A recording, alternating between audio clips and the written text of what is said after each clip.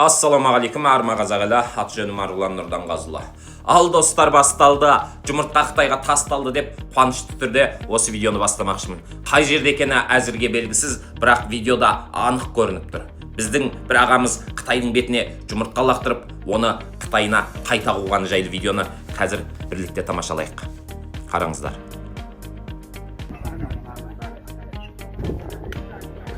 Тоқтаңдар, переводчикті беріңдерші меқа, переводчик.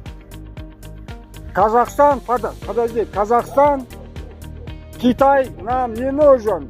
Сендер анаққа кетіңдер. В Казахстане там наших казахов там.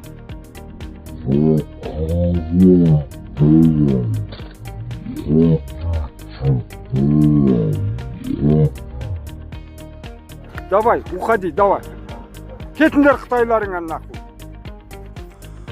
Бұл жерде бір халықтың эмоциясы емес, бұл жерде Серікжан Біләштің бастаған жұмыртқа қозғалысы идеясының іске асқаны көрініп тұр. Яғни халық Қытайдың басқыншылығына қарсы жұмыртқа лақтырып, наразылық білдіруі керек деген үндеу нақты әрекетке айналды.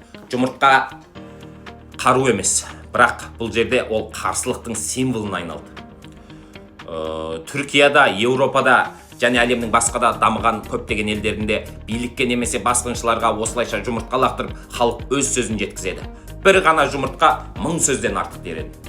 Бұл құр видео емес, бұл ашынған халықтың үнсіз қалмайтынының белгісі. Жұмыртқа бейбіт қарсылықтың нышаны. Егер билік халықтың даусын естімесе, жұмыртқа ертең тасқа айналуы мүмкін. Көшеден бір Қытай көрсеңіздер де, бір жұмыртқа атып, қарсылықтарыңызды көрсетіңіздер.